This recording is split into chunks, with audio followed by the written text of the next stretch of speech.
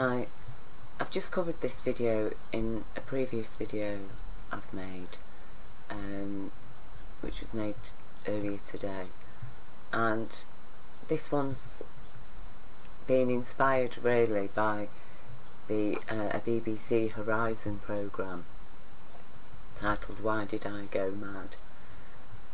And as usual, as I find often with these Horizon programmes, they do present information, but from a totally bizarre perspective really, or the knowledge that they share isn't fully correctly interpreted or understood, which in this case I don't think it.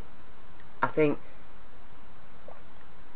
what's revealed here in this programme, and from my own research into various mental, psychiatric problems people experience, is that something else is being explained in this programme.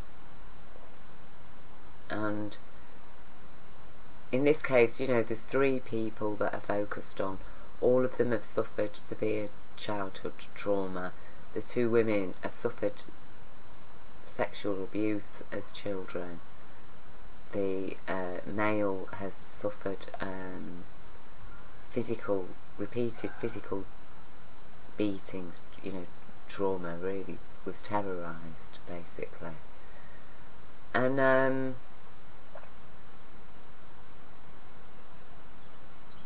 I find it interesting, not just that the BBC have focused on it, that everything here is the result of madness, but the whole issue about psychosis, which this programme does explore, hallucinations and things like this, and they're always like terrifying experiences.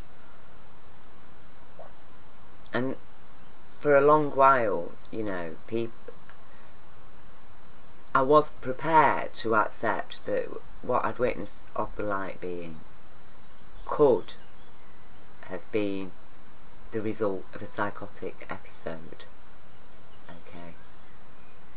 So the psychotic episode in my case was waking up in the morning, an energy of bliss flowing through me wondering what on earth's going on, why have I got this energy of bliss flowing through me. I'll go and lie down on the bed for an hour, maybe it'll just fade away. It doesn't. I get up off the bed, I look out of the window, lovely blue sky, lovely sunny day, it's midday. I notice one white fluffy cloud hanging quite low in the sky on the opposite side to the left of my window, and I can see the sun shining through the cloud. The golden orb of the sun as it looks when it's shining from behind a cloud. And I went to the door to leave the bedroom and to go downstairs, still with this energy of bliss, thinking, well, I might as well be out in the sunshine walking among the blossom trees and fully appreciate this energy of bliss, instead of lying on the bed in a dark room wishing that it'd go away, wondering what it is, even though it's very nice, but it's quite strange and it's perplexing. So I got to the door to go down the stairs, and then it struck me that no, that wasn't the sun, because at midday the sun shines from behind our house, and that's why everywhere's my son's mum and my son's friend and his mum were sat on their front doorstep opposite my house in full sunshine. So no, that wasn't the sun. So I went back to have a look, and it was still there, and I looked at it, and I decided the only rational explanation for it could be is that it's a reflected sunbeam. And I was prepared to leave again, but then I noticed that right at the centre of this reflected sunbeam there was some dark grey cloud swirling around very fast. And that caught my attention because I've never seen that phenomenon before. I assumed it had something to do with the interaction of the sun's heat and the cloud, a bit the way, you know, you can burn a hole in paper by putting a magnifying glass in the sunshine, letting the sunshine through. And I was watching that, and again I was prepared to leave until I noticed a tiny little opening appeared and a ray of golden light shot out. And then I knew that no, this wasn't a reflected sunbeam. Whatever it was, whatever that glowing orb inside that cloud was, it was inside the cloud. It was a light source within the cloud. It wasn't it was not a reflected sunbeam. And as I watched, I saw the grey cloud create an opening of a perfect square that let more golden light shine through. And at that point, I knew that I was not looking at a natural phenomenon now. This was now a supernatural phenomenon. And I forced myself to look away because I thought, I must be hallucinating. I've got this really strange energy running through me. I must be hallucinating. And I forced myself to turn away, and I even waved at the neighbours who didn't even look up. And I thought, when I look back, it'll just be gone. I'm just imagining this, it isn't there. I look back, no, it's still there. Except the square's got a bit bigger. And then all of a sudden, the square elongated to an upright rectangle. I mean, I'm expecting a spaceship or something to come flying out of there.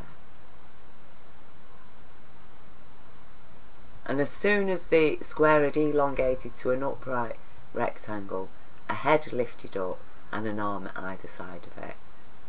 And all of a sudden, I was looking at a human figure made entirely of golden light.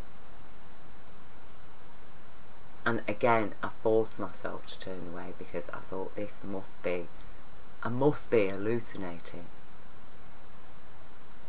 But I turned away, waved frantically at my son's friend and his mum, who didn't look up. Instead, they both got up and went inside the house.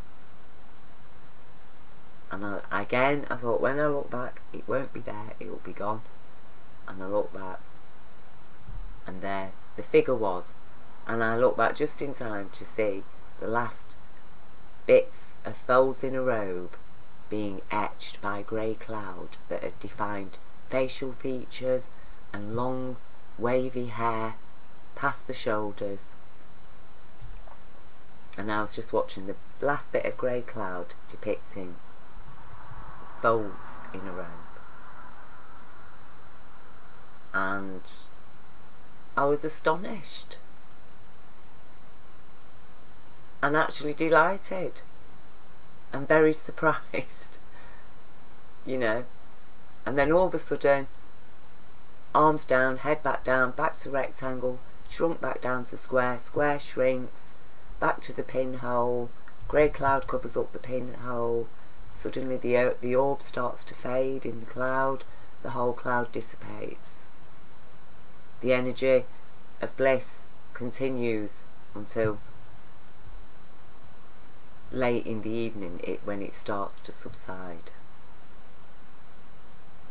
And through the energy of bliss I understood the compassion, the intelligence, the love of the universe. And with that, I'm now, after 25 years, I'm able to, with absolute surety, able to translate, articulate that message that was told to me not in words but by an energy. And the confirmation of the being that it came from. That universal law of abundance and compassion is the law, the guidance for humanity, for human intelligence. That the universe that created us is an intelligent consciousness, and it does operate on the quantum level. And that experience of light being was actually a confirmation of an epiphany that I'd had 2 weeks previously, in which I was trying to explore from, based on a diagram that I'd drawn. And I decided to explain this diagram, and it was all to do with the dynamics between male and female, and why they're so messed up in this world. And I was looking at it from a very earthly point of view, and did not at all expect to arrive at this epiphany understanding that we do have a quantum being light body, and that we are eternal beings. And somehow I'd arrived at that. I suddenly had this epiphany the moment that I suddenly came to the conclusion. I started to reach the conclusion in this piece I was writing, which was purely for my own understanding. It wasn't something I intended to publish or anything. I just wanted to understand that suddenly I realised that, well, nothing's ever going to change because we die, and man, ultimately, man is angry with woman for bringing him into the world, a world in which is going to age and die, get sick and die, and it's all competitive and horrible. So there's an innate resentment there. There's an innate resentment about the traditional powerlessness of the female, which I've discussed in my previous video, the gender agenda. And I do advise people to watch it.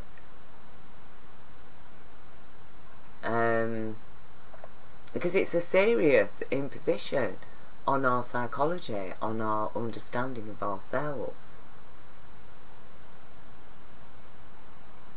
And so people could quite easily dismiss me after I'd had my experience as mad.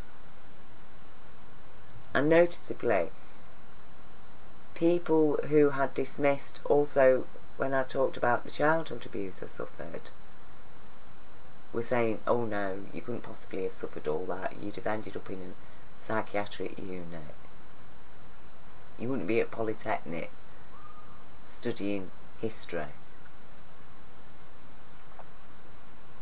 you know, maybe you've had false memory syndrome, or even somebody who told me that I was lying. But those same people, after I had this experience, were telling me that, oh well, it's because you've been abused as a child, it was a psychotic episode. And I was prepared to accept that, you know, I did explore that. That yeah, because I just want to know the truth. I've got no issue either way. In fact, in a lot of ways, it might have been easier for me to know that, well, that was just a psychotic episode, it didn't really happen. You can just get on with the rest of your life.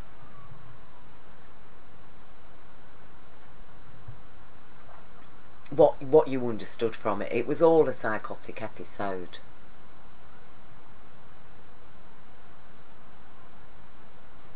But you see, the thing is that I have experienced a lot of supernatural events in my life, of which I'm just going to share one, okay? And it isn't the most profound one. Obviously, the light being is the most profound. But this particular experience, I think, really exposes the true nature, perhaps, of why we have these experiences, as to the validity of them, and as to whether or not we can just dismiss them as a psychotic episode. Now, in this case, I was in my early 20s and I'd gone to visit a friend, and, well, it was my husband's relatives, and in the hallway there was a metal box, a large metal box, looked like a large metal toolbox. It was a greyish colour. I noticed it in the hallway, and I'd never seen it there before. I just assumed that it was a toolbox. But the moment I looked at that box, suddenly I had a vision in my mind. It was like my eyes looked at the box and saw a toolbox, but at the same time something else in my mind was looking at that box, and had put a vision into my head of the dismembered body of an elderly woman. And I was really shocked. I mean, it's a shocking thing. You don't expect something like that suddenly to come into your head. It's not something that happens to me regularly or at all. So I went through into the sitting room and sat with one of my husband's relatives who lived in the house, and she said, "Did you see that box in the hallway?" In that kind of way, "Did you see that box?" And I was like, yeah, but she must have seen something the way I said that she said, "Why? What did you notice?" And I said nothing, because I thought there's no way I'm going to tell her of what I've just seen, because it just sounds completely crazy. And, you know, and she said, well, she was telling me that her cousin wouldn't let it, who she lived with, wouldn't let her son bring it into the house. And it turns out that her son had just started medical school, and in that box was the real skeleton of an elderly woman. And so of course then I definitely didn't say anything, because that would have been banned from the house, you know. I just did it. But I did tell my husband later, and it did disturb me in lots of ways, because I started thinking, you know, was that woman's spirit still with her skeleton then? You know, but what puzzled me and perplexed me and confounded me was how could it happen? How could it happen? Because that was not a coincidence. There was no way that was a coincidence. How could? What's there? What energy was able to leave my head, travel through the metal in the box, examine the contents of the box, and not just show me exactly what was in the box in terms of the bones, but even who they belonged to? Because I didn't just see a load of bones, because if I'd just seen a dismembered skeleton, I wouldn't have known that it was an elderly woman. So the information that came to me was true. It was absolutely correct. And that is amazing. That is amazing. And we do not understand that yet. And that is quantum energy. That's the power of quantum energy. So, a psychotic episode is able to venture into a metal box and identify the contents, and even who they belong to. Can you call that a psychotic episode? Well, so what does that mean? Does that mean that a mobile phone is a psychotic episode? Is it a form of materialised psychosis? Perhaps it is. Now, the reason why I focused on this programme, Why Did I Go Mad, is because this lady, who, absolutely amazing lady, I really, really do advise you to watch this. You know, I know I'm always criticising the BBC, and like I say, they do not focus on the stuff that I'm looking at now. And I hope this lady does not mind me sharing her experience in this way that highlights what was going on with her, and that I hope enlightens people as well. So this one lady who is featured in this programme, she suffered, she had a very lovely parents, very loving home, but she did suffer sexual abuse by an adult outside of her home. And this is what later contributed, well, caused her psychosis.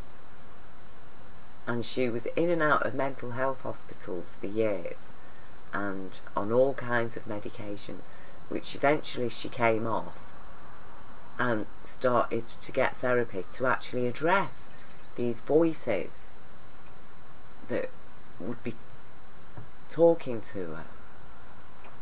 And she said the scariest ones were called the not yets. And this is a picture that she did of the not yets. And she describes them as, you know, telling her that bad things are going to happen to her. They're going to tear you apart, they're going to hurt you, they're going to do this to you, they're going to do that to you. And then her therapist talks to one of the not yets through her. And it does transpire that the not yets are actually just trying to warn her. They're trying to warn her about what's going to happen in the future. And I mean, this woman, I think she's so intelligent. She's such an amazing person.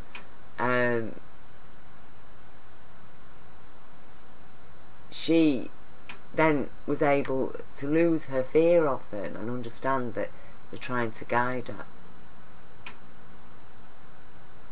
But with my understanding, because, you know, and again, because I've survived child abuse, I have started to realise that in some ways those people that have been cursed with these kind of psychological problems directly through trauma in this world have in another way been blessed by the universe, because our minds have become disconnected from the world. We're not as solidly attached to the world, because the world we know, suddenly we know that this world is not quite as it seems, and that puts our senses, because PTSD, it's not a mental illness, it's a natural reaction to real events. There's nothing fantasy about it. It's a sane reaction. An insane reaction is to cut off and pretend that it didn't happen. That's an insane, you know, that's the imbalanced reaction. It's not that you can say the person who does that is wrong. Each person responds differently. But there's a lot of people who have been impacted by abuse or any trauma in their childhood who do seem to be more prone to what we would call supernatural experiences. Some of them can be psychotic episodes where they are literally reliving the terror, and their mind is causing them to hallucinate, to visualise something, to recreate that terror, that like reminds them of it like a loop. But there are also very real phenomenon that people can experience while they're disconnected from the reality of this world, because there is another reality, the universal reality that created us, that this world lives totally outside of, just totally ignores. And I find these characters, the not yets, very, very interesting characters. In some ways they remind me of the prophets that have come to humanity through the times, warning us about what's all the bad things that are going to happen, and God's going to do this and God's going to do that, and you're going to burn, you're going to go to hell, and all these things that make people scared. And people that have been the victims of abuse are then scared by the warnings. They're arrested in fear. But meanwhile, the people who don't believe in anything but themselves and their own fantasies, and who don't believe that we should live by intelligence and an intelligent law that incorporates compassion, and compassion is a foundation, an intelligence that takes everything into account. No, they want to live in an intelligence that only takes themselves and their cronies into account and what they want. And they're a tight unity. And so, you know, they have divided us and created this very highly imbalanced world that we live in, that does create all kinds of psychological damages in people. So the not yets, in that sense, could represent this lady's future selves as a reincarnated soul, the future selves that we will all be living if we continue to live in this insane system, and that maybe people need to start listening to those who've been judged crazy and mad, because people like this, you know, people like myself who've had supernatural experiences that are intelligent, they're not insane, they're intelligent. My experiences were intelligent supernatural experiences. They told me something, and what they told me was true, real.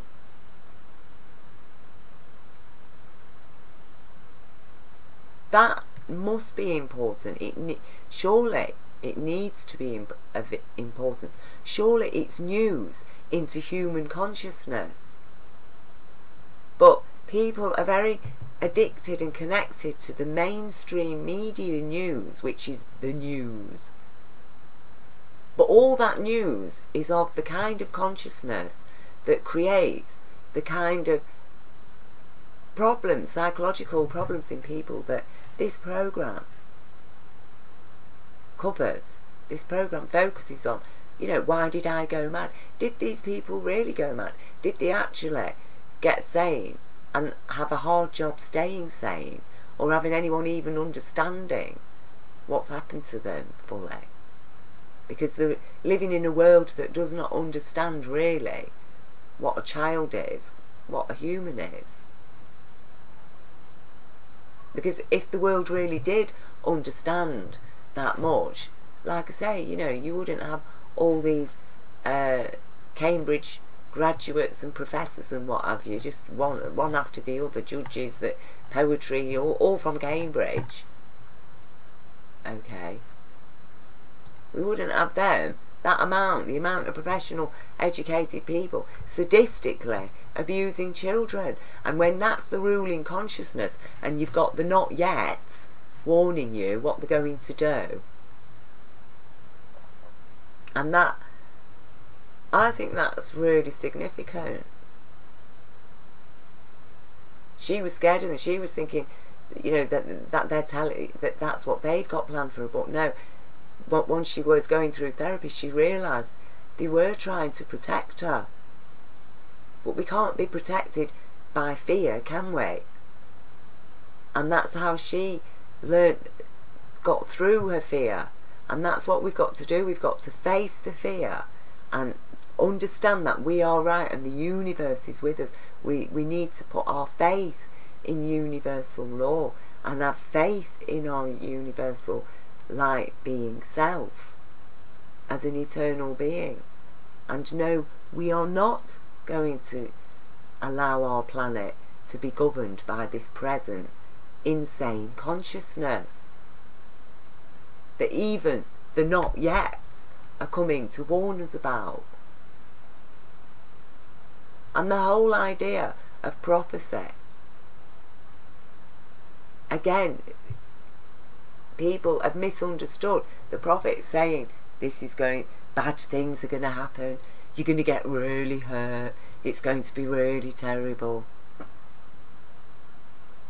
But once we understand that is a warning, because that's what happens to us if we don't live with compassion, if we don't live according to universal law, if we're not intelligent enough to make the choice to live intelligently within under the beneficence of an intelligent law,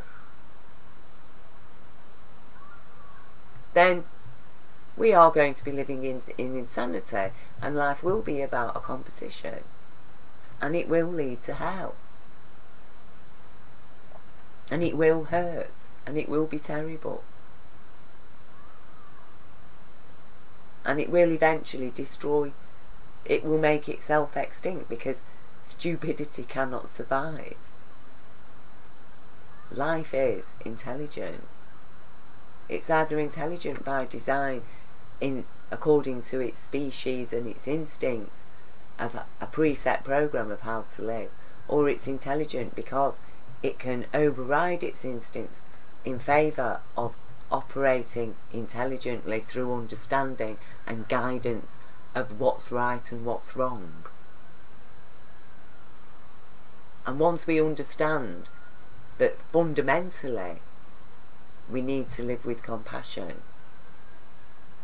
then we always understand that the more we veer from compassion, the more into the danger zone of insanity we are entering. And so these not yets, they don't have to be, do they? They don't have to be scary. They don't have to be coming back to warn us.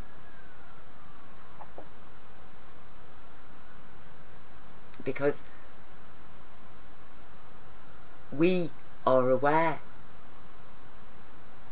And actually it's crazy people who aren't aware. That's why they behave in crazy ways, even though they might think they're perfectly sane and civilised. They actually behave in crazy ways, have crazy opinions, crazy beliefs, a very warped and confused understanding of the world and of life and their place in it, because they have such faith in the world that they were born into and that has filled their head with all its thoughts. But like I say, people who've been traumatised, even adults, can be suddenly have that faith shaken, broken.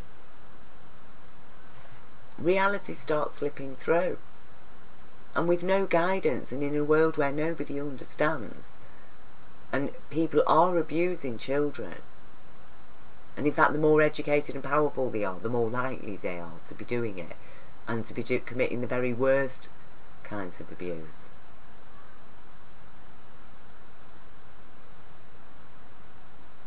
And so the human mind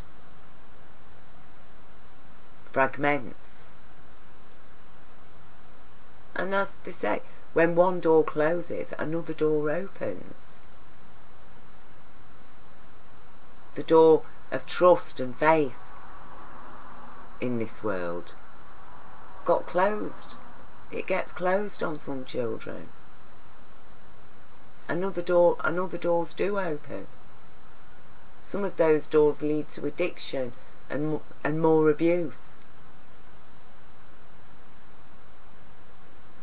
Some of those doors lead to education, learning, experience, self-development, because you're forced to. And you know what this lady and the people in this program have had to do, very much what I had to do, re-break things and go through the pain of it and then let them reset, because otherwise you're just going to be crippled. And that's what she's having to do here by facing the not yets, and by facing them, and by a therapist facing them, you know, something is being told to that spirit, because it's spirit, it's a thought in her head. These are thoughts in her head. Just as the house you're living in was once just a thought in somebody's head who put it to paper, and a set of builders gave some builders some money and they went and built it according to his plan or her plan. And it's the same with these characters that were in this person's mind. They're not yet. They're thoughts, but they're real to her. And they are a reality in this world because they're real to her in a human being. And they are the result of crime she suffered as a child.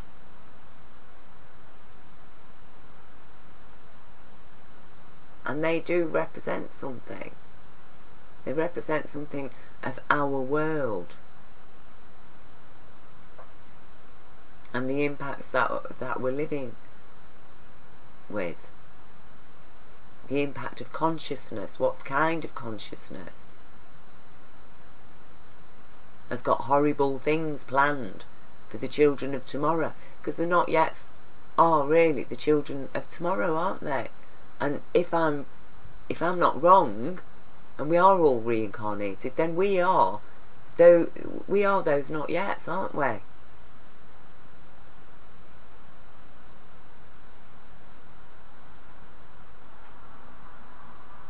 Are they, you know, in the same way the prophets. But as I say, we have a choice. We don't have to live by these prophecies like the people of Nineveh. You know, why did God get Jonah and force him to go and prophesy to the people? You know, really push him. No, you go and prophesy to the people of Nineveh. Tell them what I'm going to do to them, because they're so evil. And then straight away the people, oh, please forgive us, God. We're going to change. Lord, we stop committing crimes. And so God doesn't do anything to them, and suddenly they're all happy and they're living a nice life. And Jonah's, yeah, why didn't you said you were going to do this and that and you didn't. Yeah, well, they changed, didn't they? They learned, they became intelligent. There was no need to go through with that.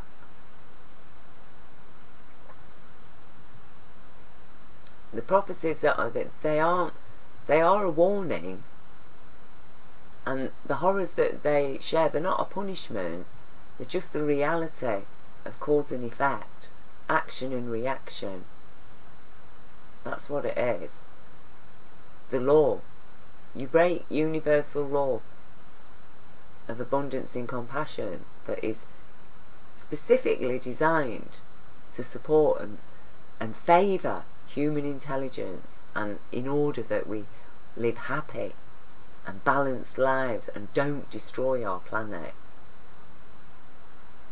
that we live with care and consideration and respect and dignity.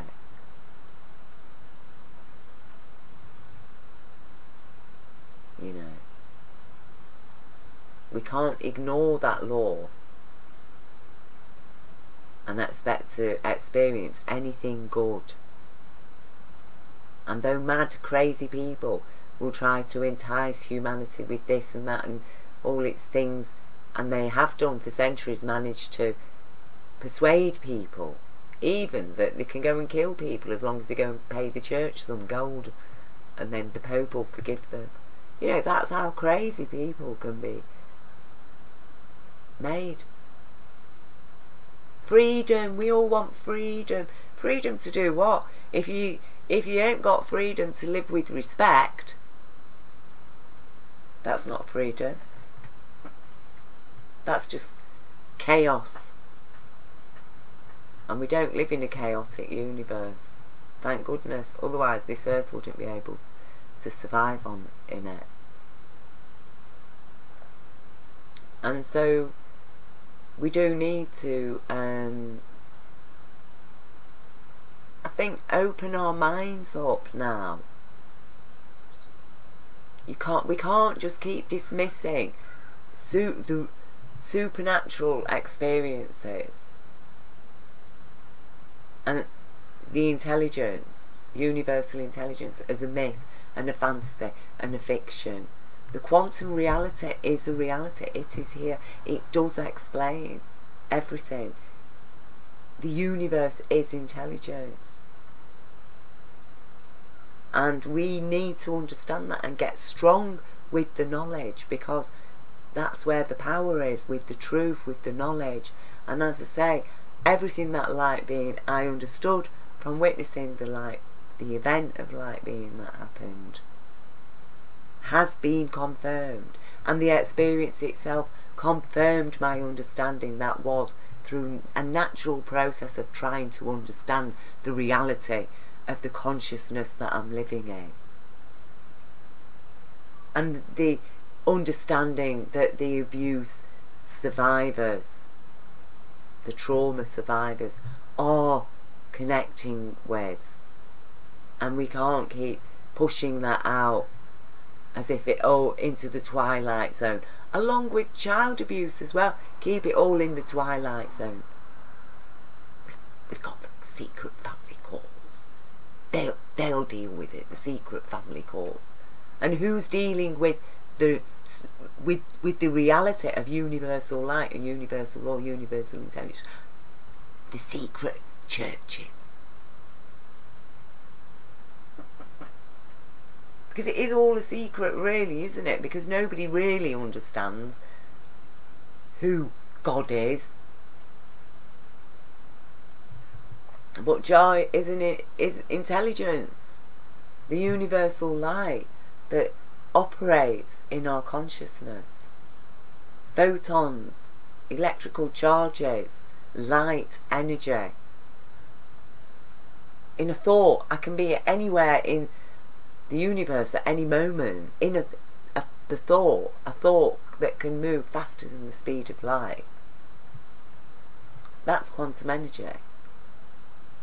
And in life, quantum energy needs, like all other matter in the universe, to live by a law. And that law is designed for the benefit of the biological host that is containing that quantum intelligence, so that life isn't damaged by that intelligence. And what can I say? I've shared my experience. People can say I went mad, it was a psychotic episode. I don't believe that the event of light being was a psychotic episode. I don't believe my experience, my understanding of our quantum light being self, soul and spirit was due to a psychotic episode. I don't believe, because what I was addressing was reality, is reality, the reality of the gender divisions within our society and the imbalances that that has created. So I would like people just to believe me, so they can believe then in themselves, not to believe in me, but to have enough faith in me as a fellow human being, enough trust as somebody who's just been open, myself, have not contrived to be anything that other than I am, warts and all. I haven't put on a persona or a particular presentation manner. Okay, my videos I made, they're all one-off. most of them completely ad lib, like this one, just to share honestly thoughts and feelings,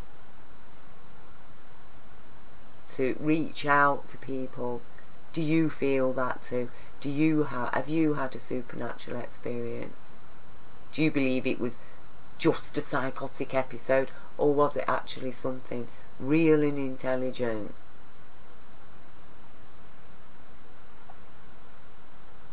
And I know that what I experienced was real and intelligent, and the information it gave me was real and intelligent.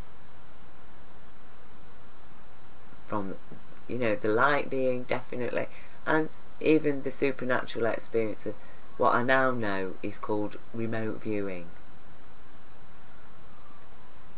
That's what my mind did. Why it did that at that particular moment, because it's not something I've ever tried to do, and it doesn't happen all the time. But maybe the intelligence was preparing my mind, strengthening my mind to help me be aware that there is more to this world than those who rule this world could ever even imagine or would even want to know. And that's what I'm saying. We need to know it. We need to know it and bring our reality, our true selves into reality. Cast off the characters of this world. Bring our true selves into life.